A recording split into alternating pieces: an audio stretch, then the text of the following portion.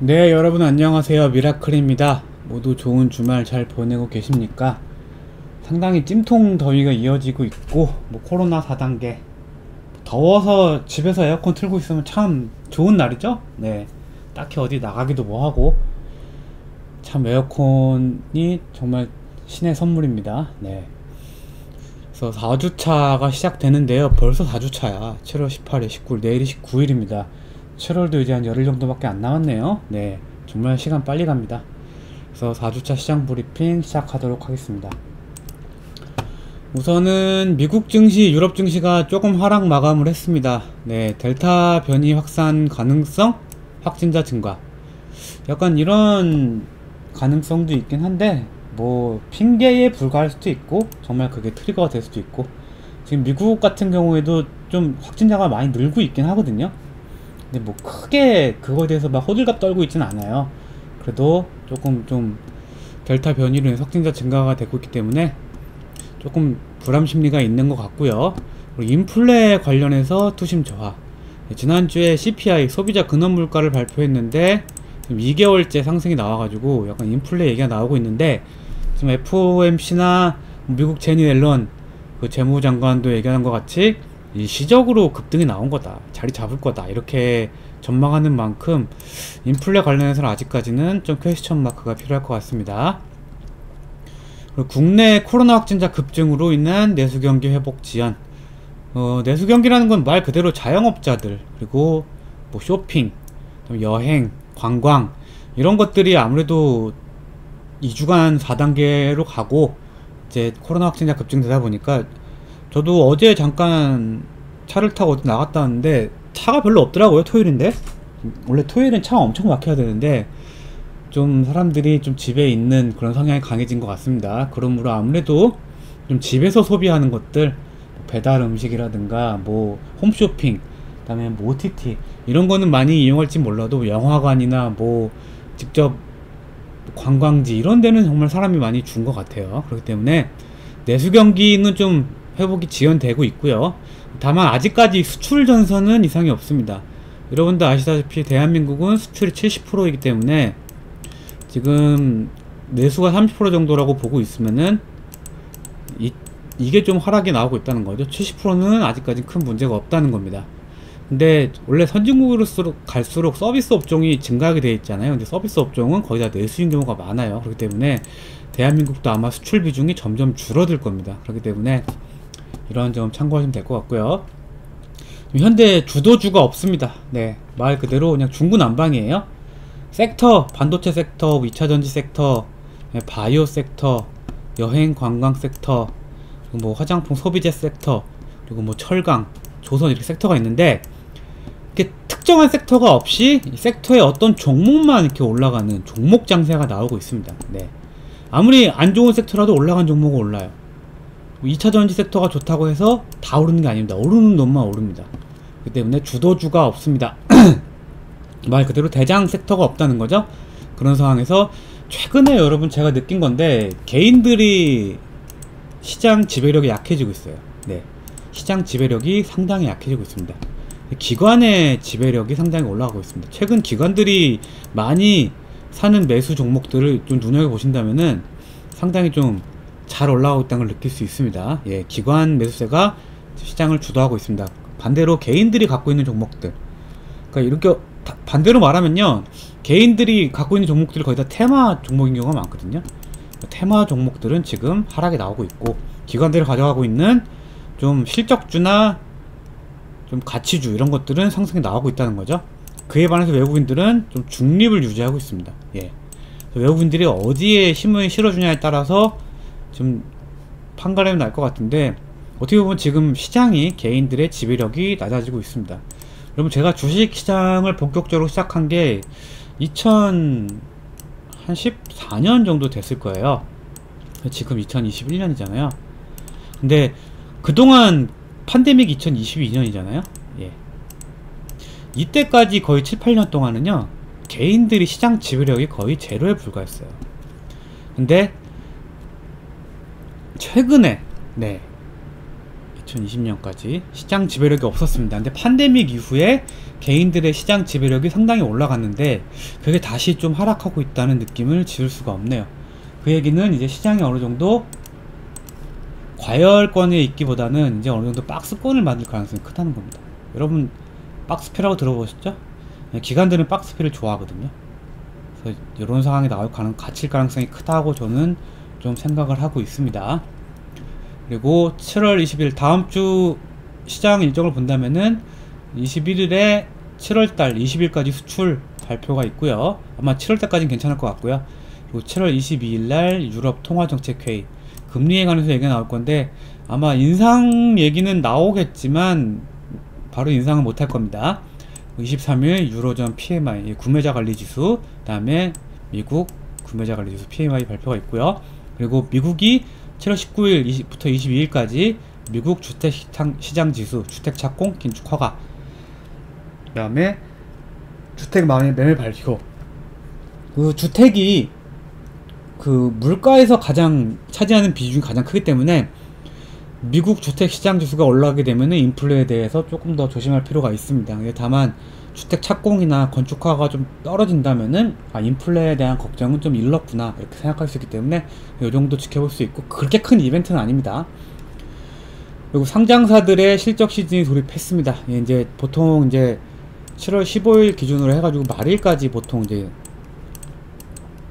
2분기 실적 발표가 나게 되는데 일단은 1분기에 비해서 조금 좋아질 섹터는 철강 쪽과 자동차. 근데 철강은 인플레 관련해가지고 재고 관련해서 수익이 나는 거고 자동차는 1분기 때 반도체 부족 이슈로 출하 못했던 자동차들이 2분기 때 조금 정상화되면서 좀 실적이 좋게 나온다는 예상이 있죠. 그리고 미국 IBM과 텍사스 인스트루먼트, 인텔이 실적 발표를 합니다. 이번 주에. 그렇기 때문에 요거 실적이 잘 나온다면 아무래도 반도체, 세미컨덕터 쪽은 조금 좀 호황을 탈 수 있겠지만 반도체 쪽은 지금 조금 애매해요. 뭔가가. 네, 현재 좀 애매합니다. 그렇기 때문에 눈여겨볼 섹터는 제가 봤을 땐 자동차. 3분기부터는 많은 섹터들이 꺾이기 마련인데요. 개인적으로는 자동차는 4분기까지는 괜찮지 않을까 생각을 하고 있습니다. 그리고 지속되는 폭염, 뭐 34도, 35도, 다음주도 보니까 34도, 35도거든요.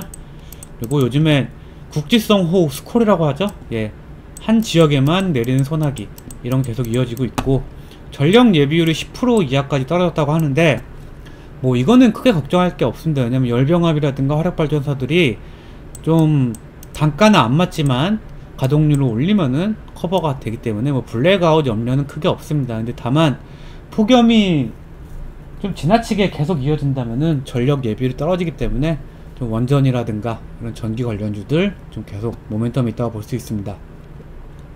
그리고 세계적으로 기상 이변이 좀 나오고 있어요. 유럽도 폭우로 뭐 독일, 벨기에 사람들 상당히 많이 사망하고 있고 캐나다는 폭염, 그 밴쿠버 쪽이 40도까지 올라가면서 사람들이 죽고 있고요.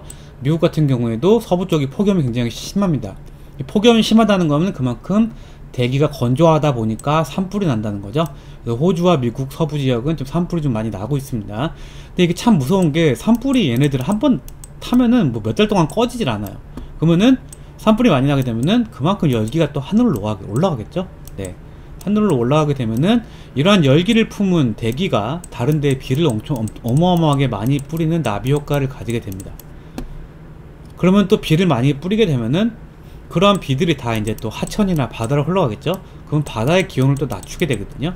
그러면 겨울에 다시 또 한파가 일어날 수도 있는 이렇게 나비 효과, 뭐 버터플라이 이펙트라고 해가지고 작은 것들이 결국 결론을 만든다, 그런 이론인데, 그래서 이렇게 폭염이 많이 나온 년에는 올 겨울도 매우 추울 수 있기 때문에 이런 것도 좀 미리 준비할 필요가 있고요. 중국은 스촨성, 예, 스촨성이라고 하면은 옛날에 그 유비가 살던 총나라 그쪽입니다. 예, 때문에 여기서 거기가 근데 삼엽댐이 있는 부분인데 거기도 약간 위험하다고, 수위가 위험하다고 합니다. 이재민이 무려 72만 명이 생겼고요. 그렇기 때문에 중국도 홍수 염려가 굉장히 크고 일본도 이번에 홍수 피해가 매우 컸었죠. 그렇기 때문에 지금 세계적으로 기상이변이 많이 나오고 있습니다. 그리고 가상화폐 비트코인 같은 경우에는 거래량이 쭉 줄었어요. 거래량이 줄면서 가격 변동성도 매우 적어지고 있습니다. 근데 과거에도 1차가 2018년이었나? 이때 상승 나왔을 때 결국은 2020년 말까지 2년 동안 하락했거든요. 이번에도 2021년부터 2년 동안 하락할 것 같지는 않아요. 근데 어느 정도 하락이 나오고 있으니까 지금 가상화폐는 여러분들이 손쉽게 다가가긴 좀 힘든 장이다, 이렇게 볼 수 있습니다. 왜냐하면 변동성과 유동성은 상실했기 때문에 지금 거래량 자체가 적어요. 사람들이 관심을 안 두고 있다는 얘기거든요. 관심을 안 두면 가격이 올라가기 쉽지 않습니다. 그리고 미국에서 CBDC 하는 것도 그렇고 지금 가상화폐가 뭐랄까 이론적으로 상승할 근거가 많이 하락하고 있기 때문에 조금 시간이 걸릴 것 같습니다. 아직까지는 상승한다 하락한다 말씀 못 드리겠지만 지금은 좀 관망할 필요가 있습니다. 그리고 미중 갈등이 미중 무역 전쟁이 아니라 IT 기업, 인터넷, 그리고 디지털 IP, 지적 재산이라고 하죠. 말 그대로 플랫폼 업체들, 플랫폼 업체들 중심으로 굉장히 좀 디테일하고 첨예하게 대립이 시작되고 있습니다. 그래서 이 중심에는 반도체가 있습니다. 미국은 반도체 주권을 미국으로 갖고 오기 싶어 합니다. 그렇기 때문에 한국에 있는 반도체 회사들을 뭐 망하게 하거나 힘들게 하겠다는 게 아니라 이런 회사들을 미국으로 유치하려고 하겠죠.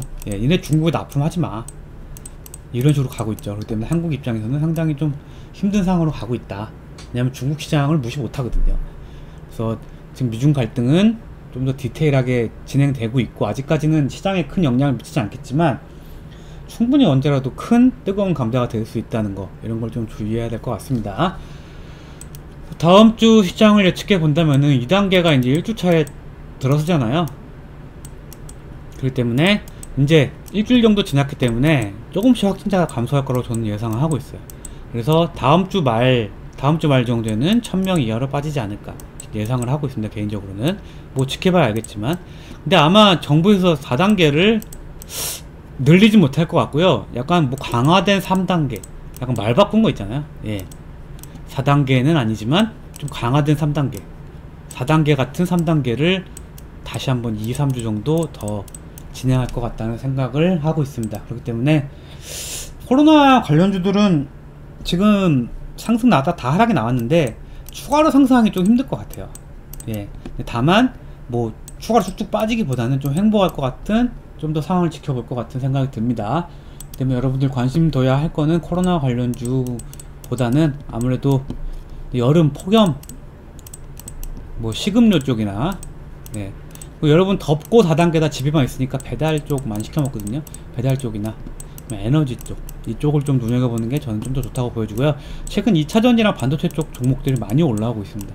이런 종목들도 기간 매수 위주로 좀 살펴보시면은 좀 좋을 것 같고, 지금 시장에서 뭔가 적극적으로 매도를 하기보다는 조금 관망하면서 좀 시장 방향을 좀 지켜봐야 될 것 같아요.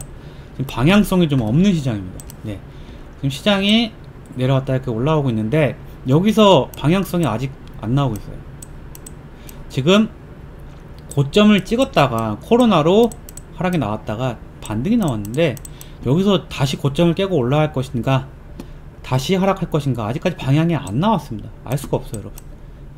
뭐 무슨 전문가 이것도 몰라 할 수 있겠지만 여러분 이걸 알면은 떼돈을 벌 수 있습니다. 왜냐면은 선물 거래, 지수 거래가 있기 때문에 요 방향만 맞추면 여러분들 떼돈 벌 수 있어요. 근데 이게 어려운 거예요. OX잖아요. 근데 어렵단 말이죠. 알 수가 없다는 거죠. 그래서 조금이라도 한쪽으로 기울면은 어느 정도 감을 잡을 수 있겠지만 현재로서는 감을 잡을 수가 없다. 그렇기 때문에 지금은 시장이 뭔가 하락할 기미가 나온다. 그럼 그때는 도망가야 되고요. 다시 상승 나온다. 그럼 지금 포지션을 유지하면 되는 거예요. 지금 그렇다고 해서 아예 무포지션, 아무것도 안 들고 있는 상황은 아니라는 거죠.